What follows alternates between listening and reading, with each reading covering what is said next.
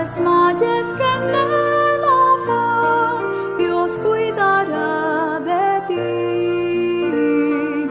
Sus fuertes alas te cubrirán, Dios cuidará de ti. Dios cuidará de ti, velando está su tierno amor. Sí,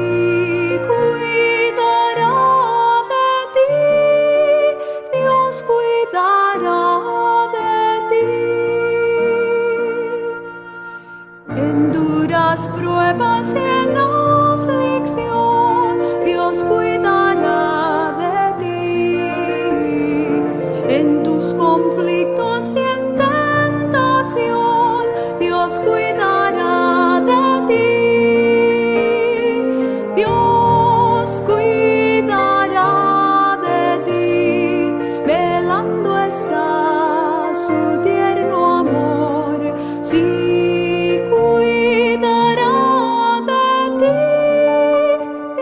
cuidará de ti.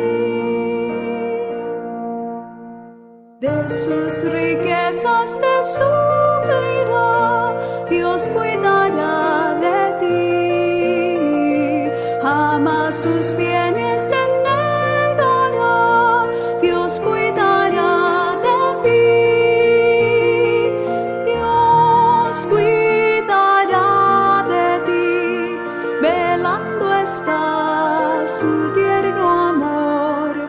Sí, cuidará de ti, Dios cuidará de ti. Si vienen pruebas o cruel dolor, Dios cuidará de ti. Tus cargas pon sobre el Salvador, Dios cuidará de ti. Dios cuidará de ti, velando está su tierno amor. Sí, cuidará de ti, Dios cuidará de ti.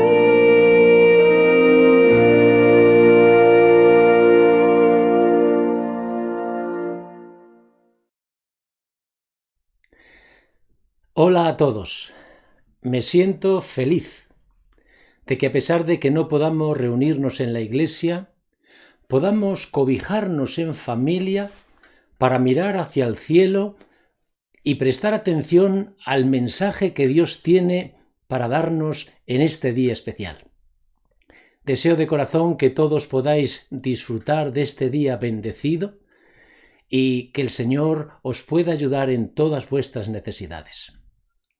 Vamos, antes de iniciar nuestra reflexión, a elevar nuestra mente y nuestro corazón hacia Dios. Oremos.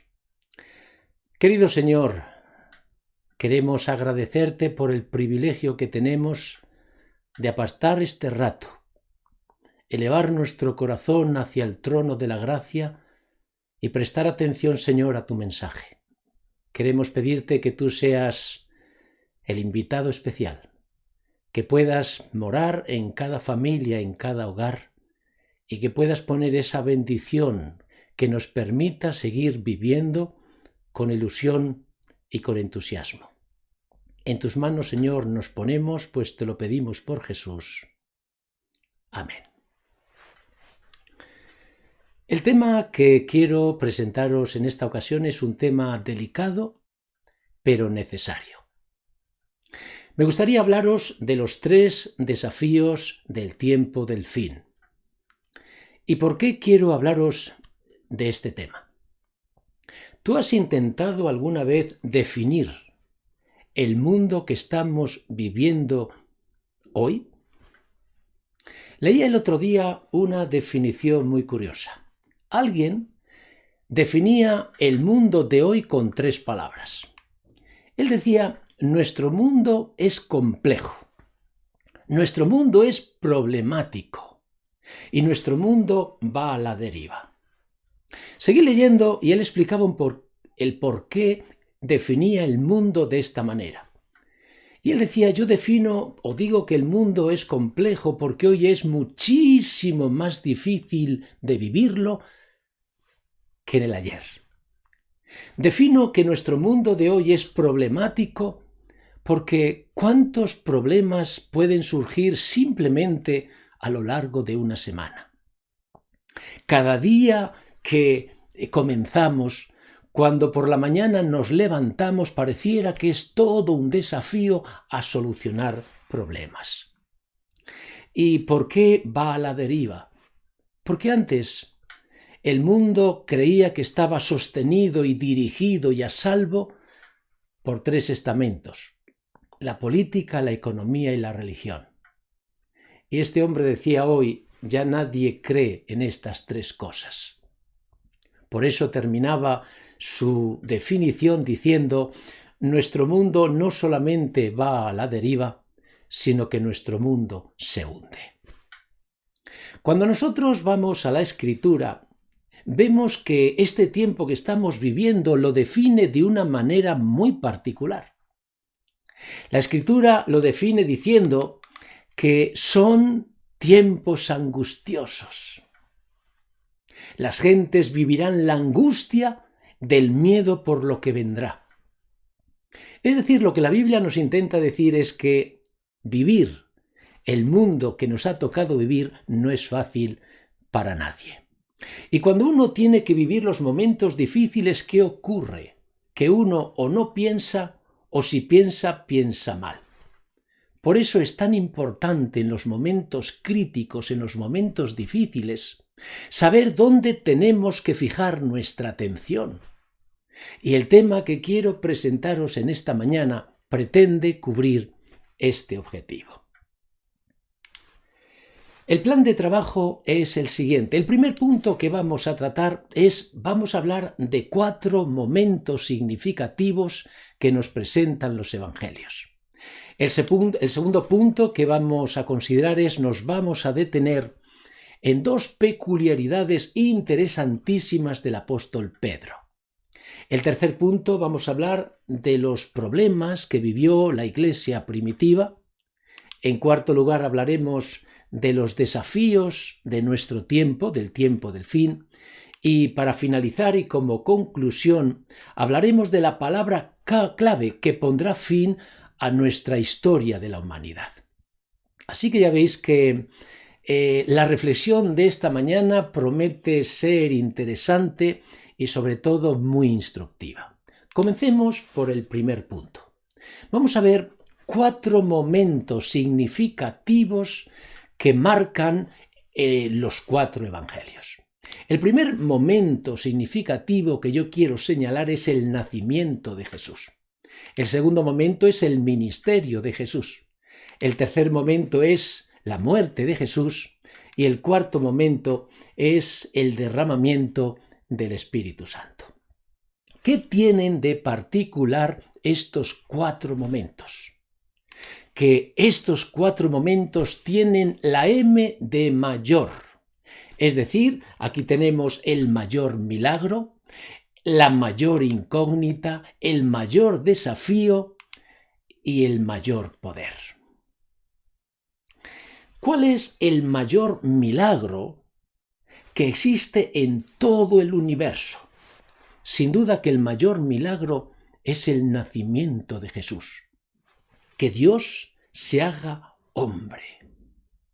Queridos amigos, ¿cómo es posible que alguien tan grande se haga tan pequeño? ¿Cómo es posible que alguien tan poderoso se haga tan frágil? ¿Cómo es posible que alguien que lo sabe todo nazca sin saber nada? Estamos hablando del mayor milagro que existe en todo el universo. ¿Cuál es o cuál fue la mayor incógnita de Jesús?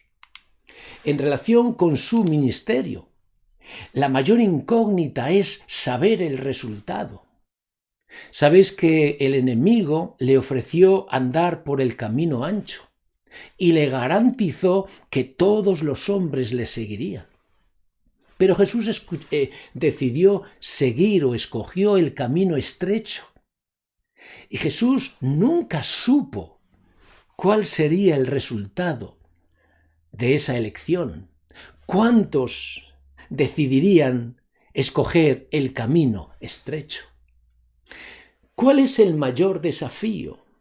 Sin duda que para los discípulos el mayor desafío fue ver morir a Jesús en una cruz.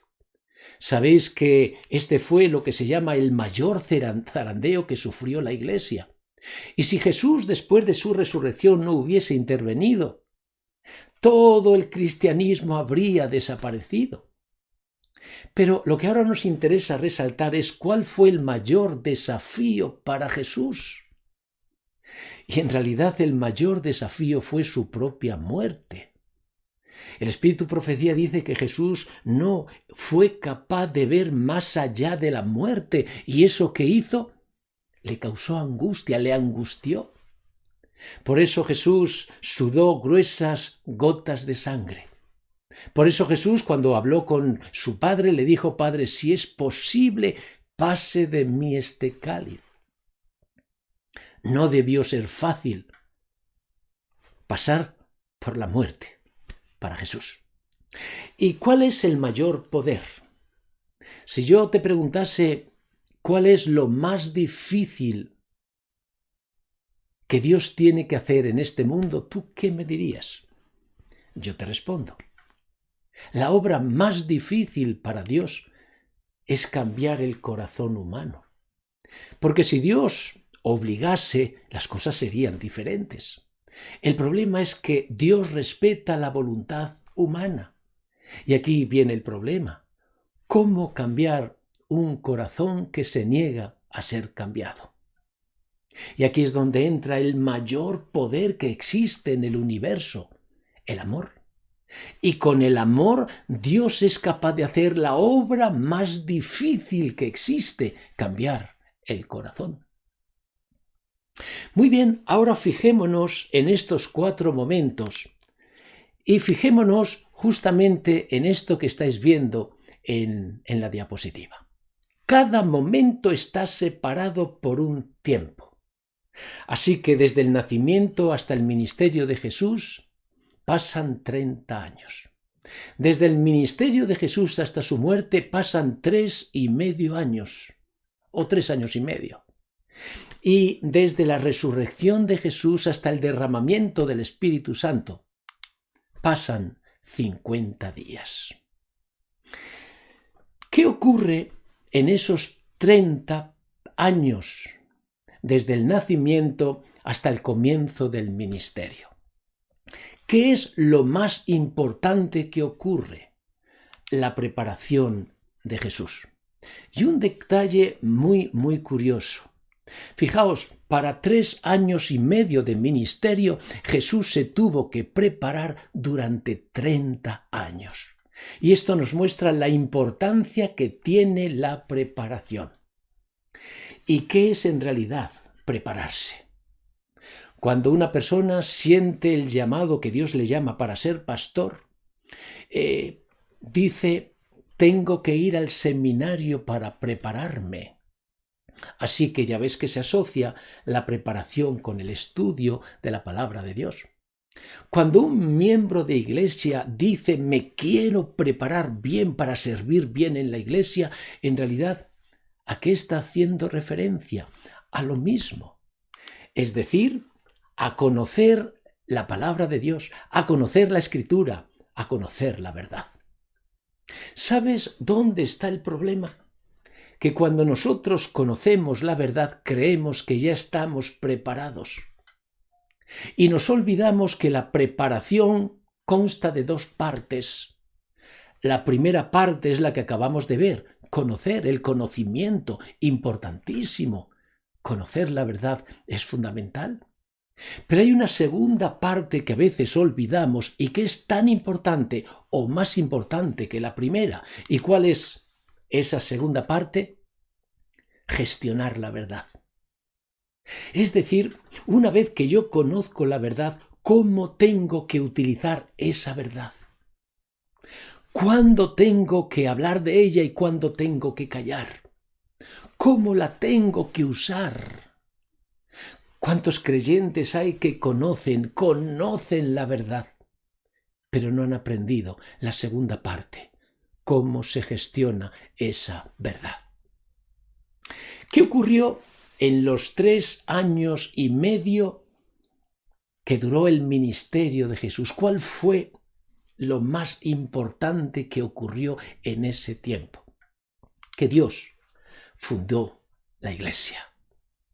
Y si yo te preguntase cómo era esa iglesia, la primera iglesia, la de los discípulos, yo sé que tú me vas a decir, esa iglesia era imperfecta.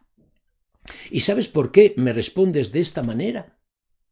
Porque tú estás pensando en aquellos discípulos que luchaban por ser los primeros y los mejores. ¿Sabes que es cierto que cuando vamos a la Escritura, a la familia de creyentes se les denomina iglesia? Pero eso es una parte de la iglesia. Cuando un creyente solamente cree que la iglesia es la familia humana, corre un peligro. ¿Qué ocurre si algún hermano de iglesia te defrauda, te hace daño, te trata mal? Que tú abandonarás la iglesia, que tú no creerás en la iglesia. El problema es el error en el que tú puedes caer, y es pensar que la Iglesia solamente es un instrumento humano. A mí me encanta cuando voy al libro de Hechos y leo que la Biblia, la Escritura, Dios hace como una diferenciación entre la Iglesia y los creyentes. El texto dice, recuérdalo, y el Señor añadía cada día a la Iglesia a los que habían de ser salvos. Porque la Iglesia tiene una contrapartida. Por un lado está el lado humano, que es imperfecto, pero hay otro lado que es perfecto, y es la Iglesia como institución. Recuerda que cuando Jesús fundó la Iglesia, no dijo, y yo fundo mi Iglesia sobre vosotros. Jesús fundó la Iglesia sobre una declaración que hizo Pedro. Pedro dijo, tú eres el Cristo, el Hijo del Dios viviente. Y Jesús dijo, sobre esto que tú has dicho, sobre esta declaración, es decir, sobre mí mismo, fundaré la Iglesia. Por eso, hay algo que me gustaría, comentar. Sabéis que a lo largo de la historia de la Iglesia, y me refiero a nuestra época, ¿cuántos creyentes se han salido de la Iglesia porque dice que en la Iglesia hay pecado? Y ellos no se quieren contaminar. Sin duda que en la Iglesia hay pecado porque somos pecadores. La pregunta que yo siempre me he hecho es la siguiente: si esos que se salen de la Iglesia son mejores que nosotros, que seguro que lo serán, y forman su pequeña iglesia, ¿cómo es que esa iglesia al cabo de un tiempo termina deshaciéndose? Pero nosotros que somos los peores, nuestra iglesia todavía sigue funcionando. Y solamente hay una explicación.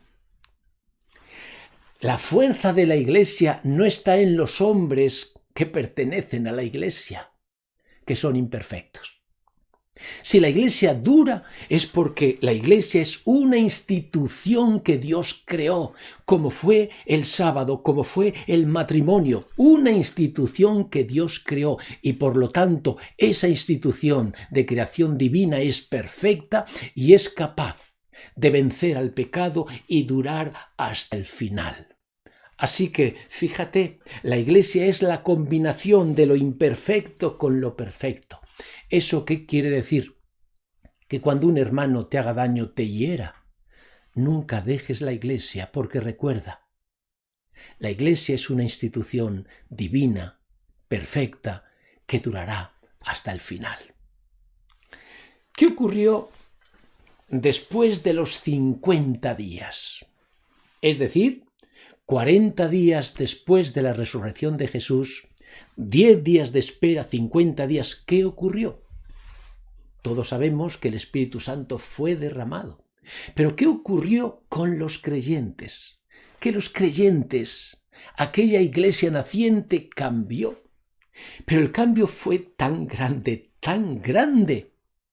que no podemos hablar de cambio, tenemos que hablar de transformación. Y aquí hay un detalle muy interesante que me gustaría clarificar. ¿Quién produjo la transformación de la primera iglesia? No fue Jesús, fue el Espíritu Santo. Y en realidad aquí lo que estamos entrando es: la divinidad tiene diferentes funciones, diferentes responsabilidades.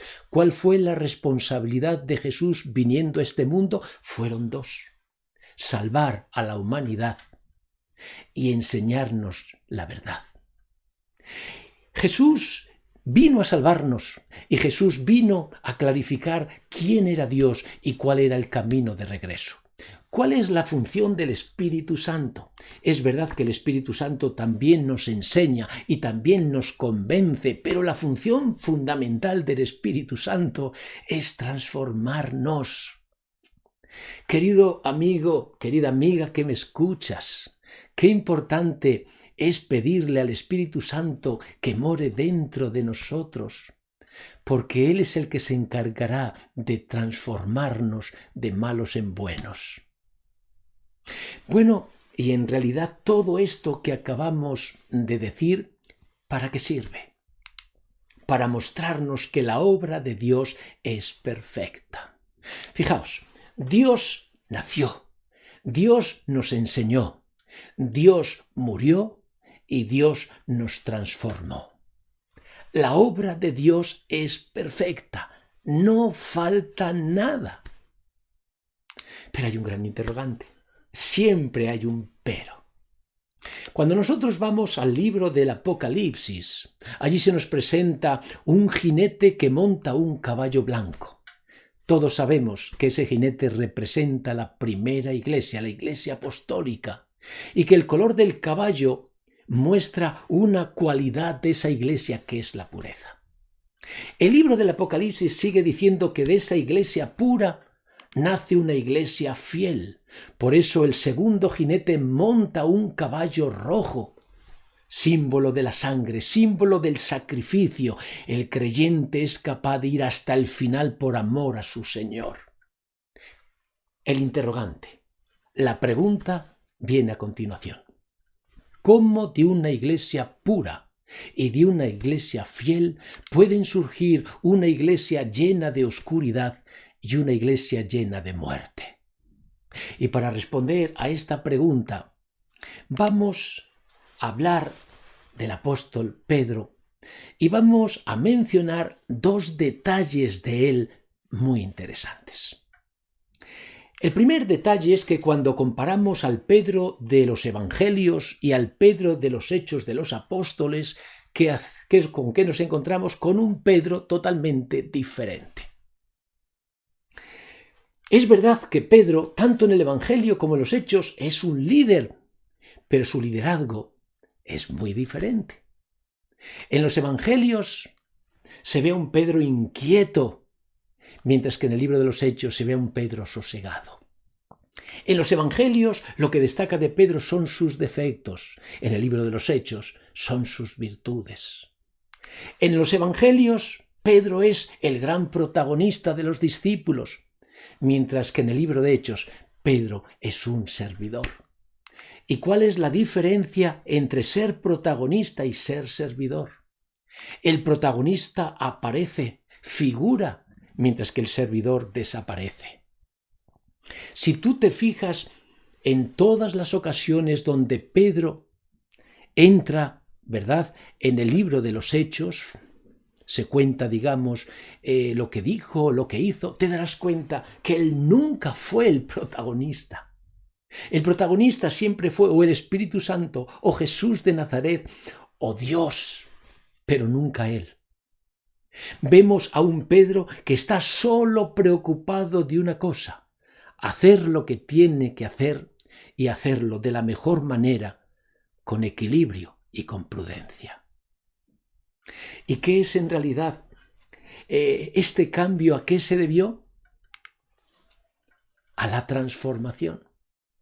Y aquí viene una gran lección que debemos tener en cuenta. Si Pedro, y todos sabemos cómo era Pedro, fue transformado por el Espíritu Santo, eso significa que tú también lo puedes ser. El segundo detalle que quiero mencionar de Pedro es el siguiente. Muchos estudiosos de las Escrituras se preguntan ¿por qué Pedro no escribió un evangelio? Esa impulsividad, ese deseo de hacer, ¿por qué no le movió a escribir un evangelio? Qué pregunta más interesante. ¿Tú recuerdas qué evangelista fue el primero que se decidió a escribir un evangelio?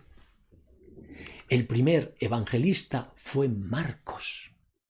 ¿Y tú nunca te has preguntado cómo Marcos se atrevió a escribir el evangelio?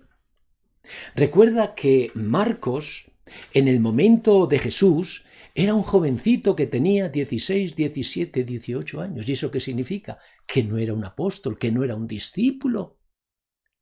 Es decir, Marcos no estuvo en muchos sitios donde Jesús actuó y donde Jesús habló. Entonces, ¿cómo Marcos podía contar algo que no vivió? Y la razón o la respuesta a esta pregunta la tenemos la encontramos en Pedro. Tú recuerda que Marcos fue convertido por Pedro. Cuando Pedro habla de Marcos, dice mi hijo espiritual. ¿Por qué Marcos se atrevió a escribir un evangelio? Porque Pedro le dijo, Marcos, ponte a escribir un evangelio. Y Marcos obedientemente se puso a escribir. ¿Quién fue el que le narró lo que dijo Jesús o lo que hizo Jesús? Fue Pedro, que siempre lo vivió en primer plano. Así que en cierta forma podemos decir que Pedro, el Evangelio de Marcos, es el Evangelio de Pedro. ¿Y por qué lo hizo de esta manera? Porque Pedro no quería figurar. Lo único que quería era servir. Pero es cierto, si Pedro no quería figurar y por eso él directamente no escribió el Evangelio, lo curioso es que Pedro escribiese 2 cartas. Y cuando uno se pone a leer despacito esas 2 cartas, y se pone a leerlas no una vez, ni 2, ni 3, sino uno las lee más veces, uno descubre a un Pedro preocupado. ¿Y por qué está preocupado? Porque en la iglesia han surgido 3 problemas. Y si tú te fijas en las 2 cartas que escribe, en realidad habla de la misma preocupación. Lo que pasa es que en la segunda carta amplía un poquito esos 3 problemas de lo que mencionó en la primera. ¿Cuáles fueron esos 3 problemas que Pedro vio aparecer en la iglesia primitiva? Fijaos, primer problema tenía que ver con la espera, el regreso de Jesús. El segundo problema tenía que ver con las pruebas y el tercer problema tenía que ver con las creencias. Vamos a detenernos en cada uno de estos 3 problemas. Veamos el primer problema, la espera.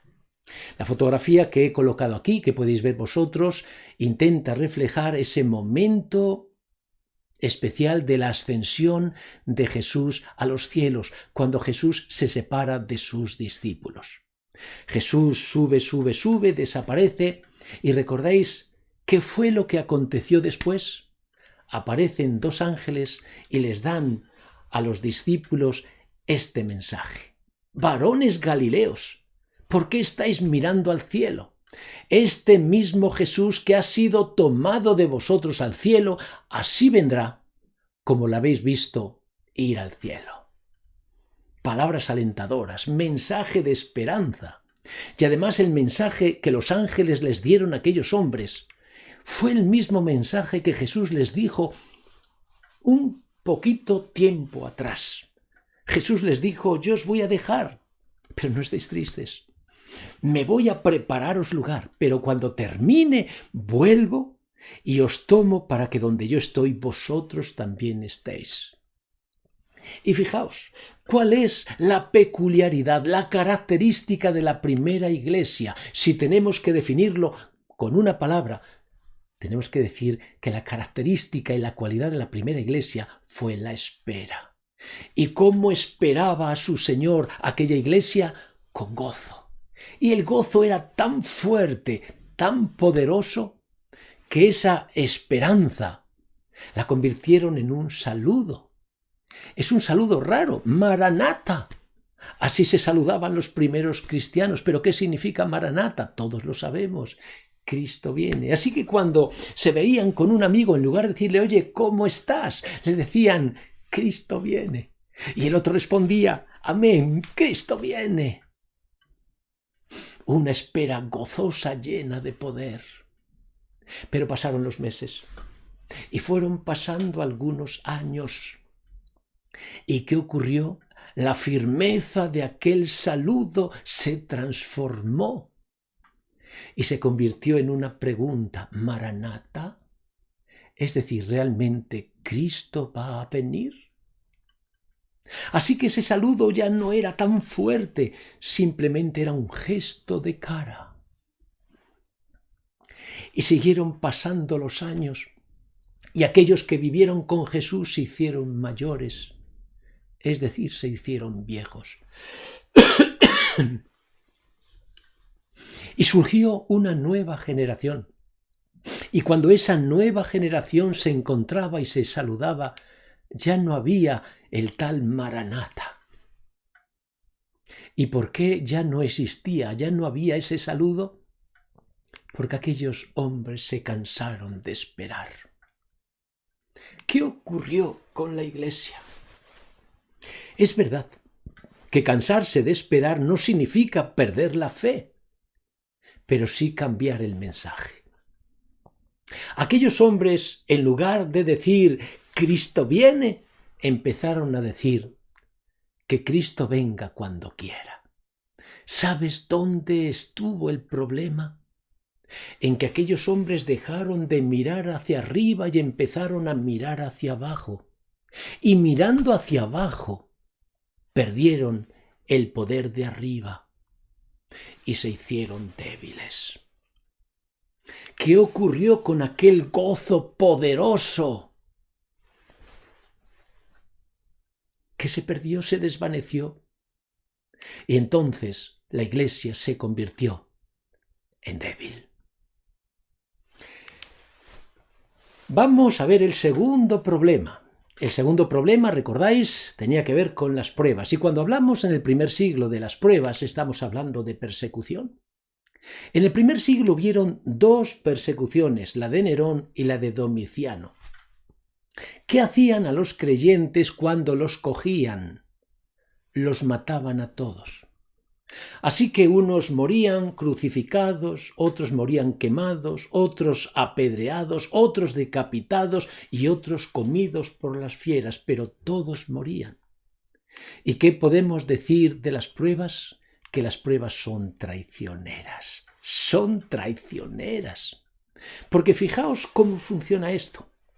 Si tú estás preparado, vences la prueba y entonces te sientes bien. Pero si tú no estás preparado, entonces fracasas y te sientes mal.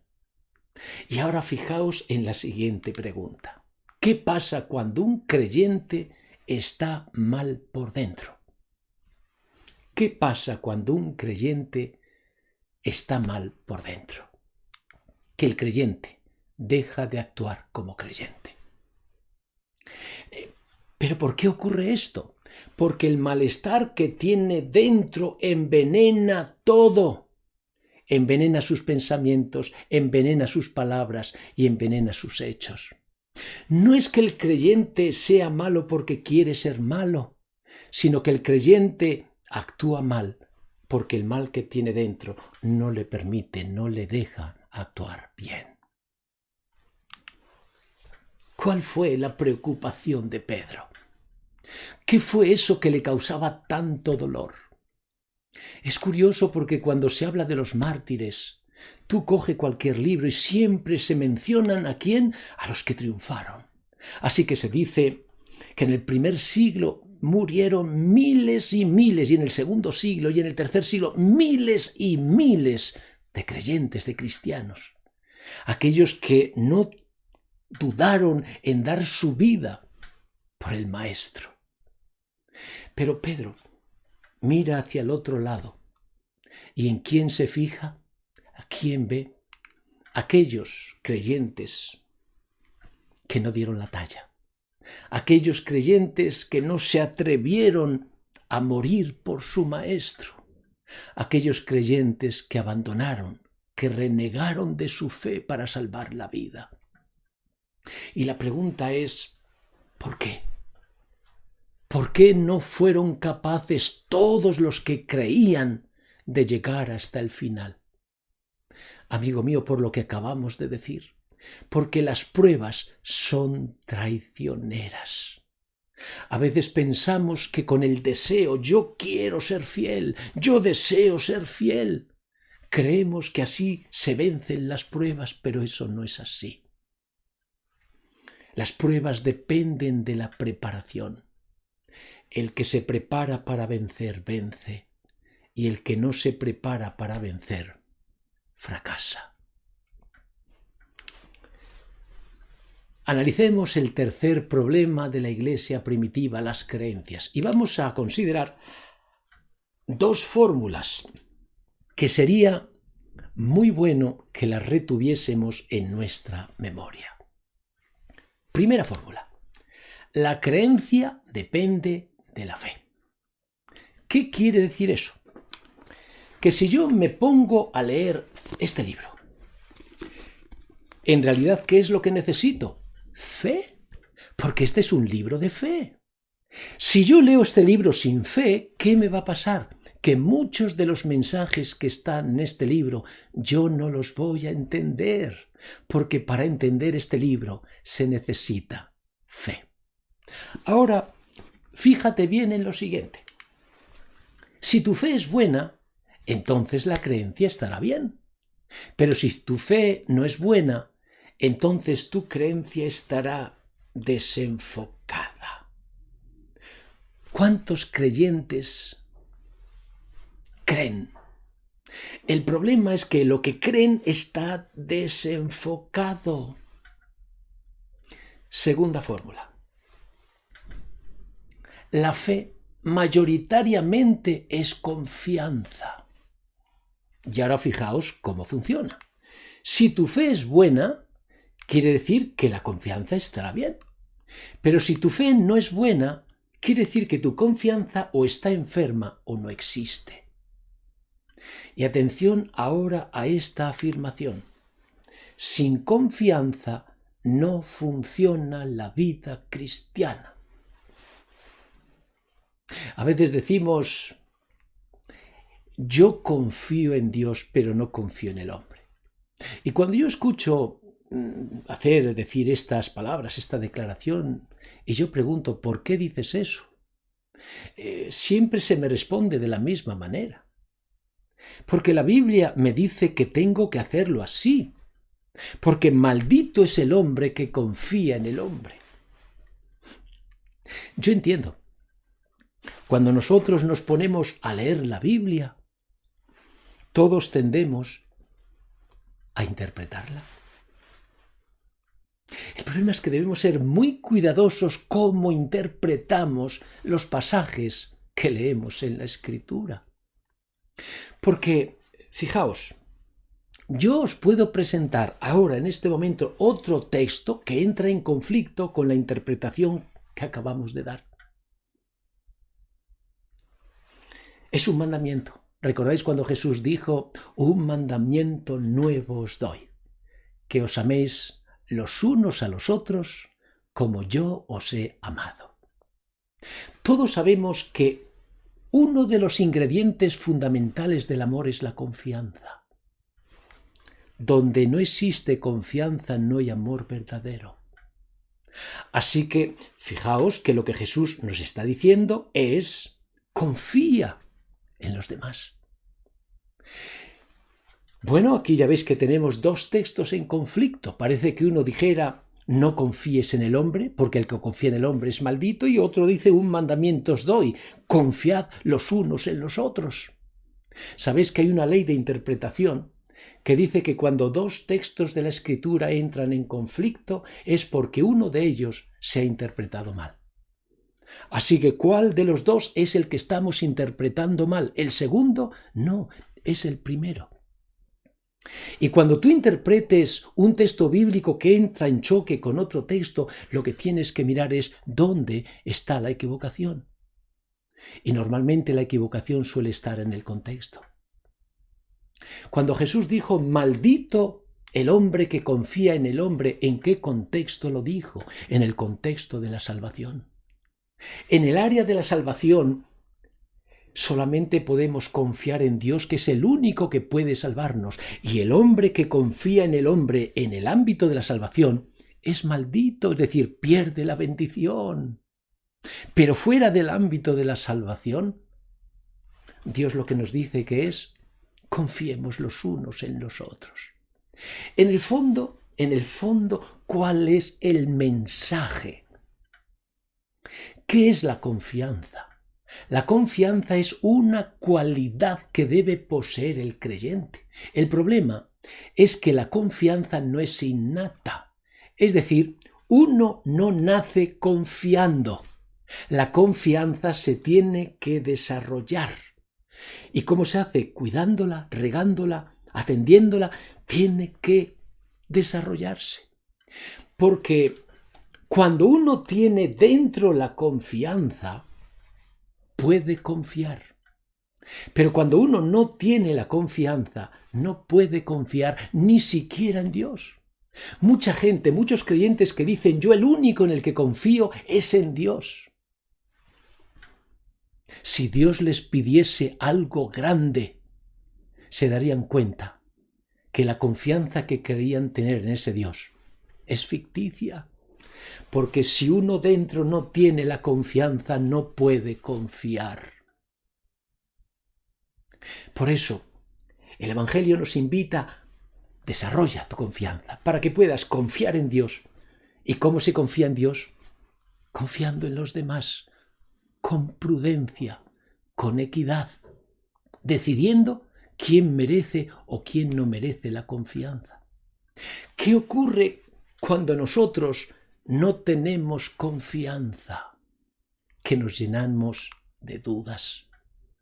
Y cuando un creyente está lleno de dudas, ¿qué ocurre? Que es el terreno ideal para que lleguen los falsos maestros.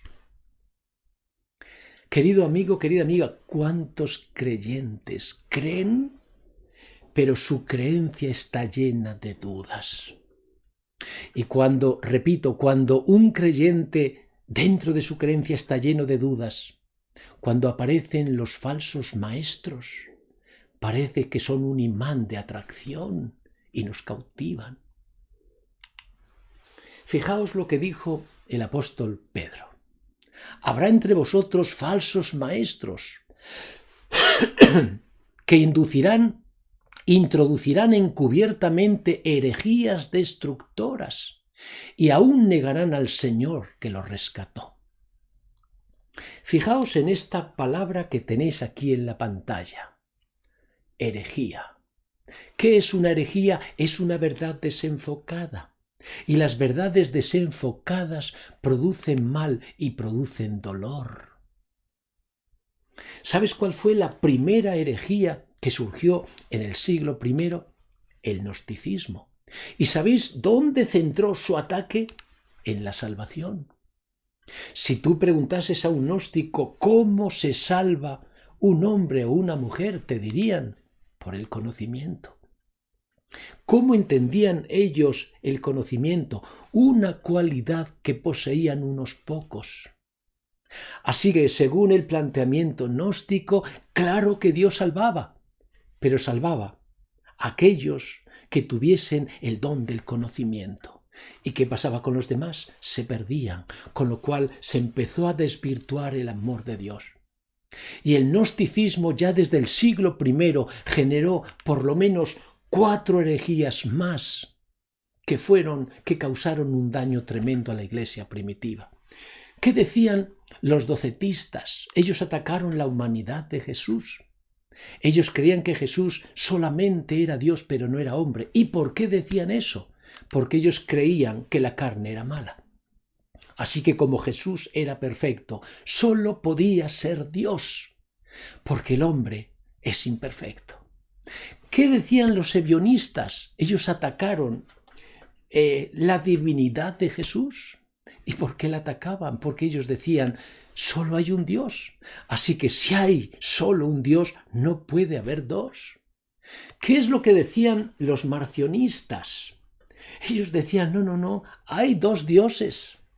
Lo que pasa es que son diferentes. Uno es el del Antiguo Testamento y otro es el del Nuevo Testamento. El uno es el legalista y el otro es el bondadoso. ¿Qué decían los montanistas? Ellos creían en la inminente venida de Jesús. Aquí no estaba el problema.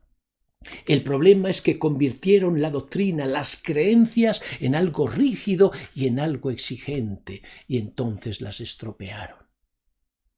¿Tú te das cuenta cómo esas herejías del siglo I destruyeron la iglesia? La dividieron, la separaron, crearon rencillas, discusiones. Y de esta manera la iglesia se transformó. Ten en cuenta esto. Cuando uno tiene dudas, las creencias se desenfocan. Volvemos a la diapositiva que estaba pendiente. ¿Recordáis que dijimos que la iglesia pura dio lugar a la iglesia fiel? Y lo que nos preguntábamos es cómo de una iglesia pura y de una iglesia fiel pudo surgir una iglesia llena de oscuridad y llena de muerte. Y la respuesta está en las herejías. Cuando las verdades se desenfocan, son capaces de convertir la luz en oscuridad y son capaces de convertir la vida en muerte. Volvemos de nuevo a Pedro. Recordáis que Pedro vio 3 problemas en la iglesia primitiva y esos 3 problemas le preocuparon. Y en realidad su preocupación estaba justificada porque fueron la amenaza de la iglesia primitiva. Y esa amenaza tuvo su fruto, lo hemos dicho. Transformó una iglesia de luz, de verdad, en oscuridad y una iglesia de vida en muerte. Recordemos cuáles eran los 3 problemas. El primer problema, recordáis, era la espera. Tenía que ver con la espera, el segundo con las pruebas y el tercero con las creencias. ¿Qué es en realidad lo que pasó en la iglesia primitiva? Pues lo hemos dicho. En relación con la espera, el problema es que la iglesia se cansó de esperar. En relación con las pruebas es que la iglesia se desilusionó porque muchos no tenían la fuerza para vencer las pruebas. Y lo tercero, en realidad con las creencias, es que los creyentes se llenaron de dudas. Ahora fíjate bien en este bloque de la derecha. Y cuando uno se fija bien en ese bloque, ¿qué es lo que está viendo? El retrato exacto de la iglesia de hoy. Nuestra iglesia de hoy tiene 3 problemas. Y esos 3 problemas son el cansancio, el desánimo y las dudas. Si tú ahora te fijas en el bloque de la izquierda, ¿qué es lo que vas a ver? Toda una estrategia que utiliza el enemigo para destruir a la iglesia. La utilizó con la iglesia primitiva y la utilizará con la iglesia final. Fíjate en las palabras que llegó a decir el sabio Salomón. Salomón escribió: ¿qué es lo que fue? Lo mismo que será. ¿Qué es lo que ha sido hecho? Lo mismo que será. Nada hay nuevo debajo del sol. ¿Tú te das cuenta? La misma estrategia que Satanás utilizó para derrocar a la iglesia primitiva, esa misma estrategia será la que utilizará para destruir a la iglesia del fin. Si tú te fijas en la estrategia, te darás cuenta que la pieza clave es la primera, la espera. Cuando uno se cansa de esperar, ¿qué ocurre? Lo hemos dicho antes, que uno deja de mirar al cielo, deja de mirar arriba y empieza a mirar abajo. Y cuando uno mira abajo, pierde el poder de arriba y uno se vuelve débil. Cuando el creyente se vuelve débil, ¿qué ocurre con las tentaciones, con las pruebas? Que no tiene la fuerza de vencerlas y siempre fracasa. Y cuando uno fracasa frente a las pruebas, ¿qué ocurre? Que la creencia se llena de dudas. ¿Tú te das cuenta cómo funciona la estrategia de Satanás? ¿Cuáles son los 3 desafíos de la iglesia del fin? Aquí los tenemos.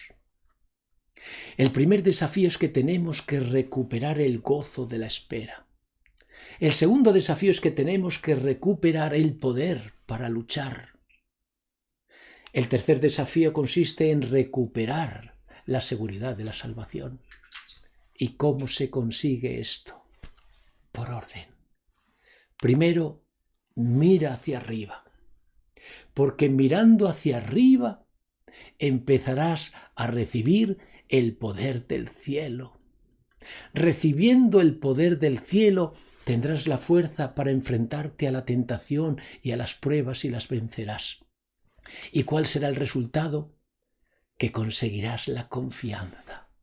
Y con la confianza harás que tu creencia tenga seguridad y no dudas. Y yo termino. Y la conclusión, como dijimos, es cuál es la palabra clave que pondrá fin a la historia humana. Sin duda que todos lo sabéis, la palabra clave es fidelidad. Sin duda que todo creyente desea llegar ahí, a ser fiel, para escuchar aquellas palabras: bien, buen siervo y fiel, en lo poco has sido fiel, entra en el gozo de tu Señor. Ay, cuando escuchemos esas palabras, lloraremos de alegría, lloraremos de gozo, porque lo habremos ganado todo. Pero recuerda una cosa: la fidelidad es un objetivo a alcanzar, y para alcanzarla necesitamos recordar todo lo que acabamos de mencionar. Que Dios te bendiga, que Dios te ayude, que Dios te haga poderoso para vencer en las tentaciones y mantenerte firme en tu creencia, para que finalmente tú, yo y todos podamos entrar en la patria celestial. Que así sea.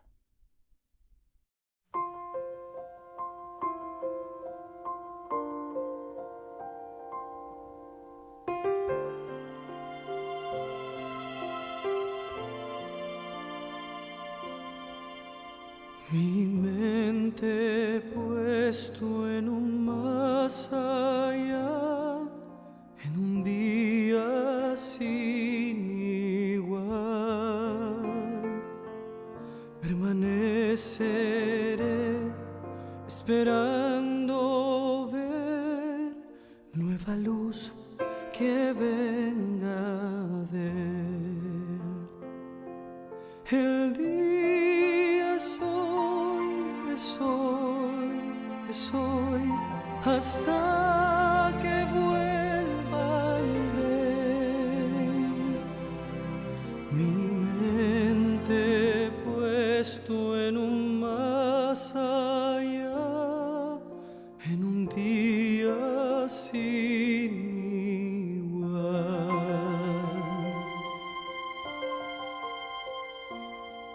Escogí el camino estrecho a andar, el camino estrecho a andar, porque sé que el tiempo cercano está, mi plegaria llegará. El día es hoy, hasta que vuelva el Rey. Escogí el camino estrecho a andar, el camino estrecho a andar. Oh Señor, vuelve pronto, te ruego en oración. Vi un rayo de tu gloria y allí anhelo estar.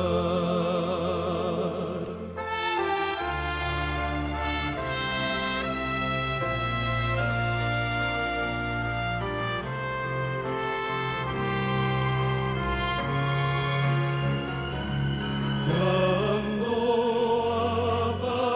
aparecerá mi Rey y trompetas mil con él, y mi Cristo descienda en majestad por los santos Él vendrá. Los que duermen se levantarán y en el aire la abrazarán. Cuando aparecerá mi Rey, trompetas mi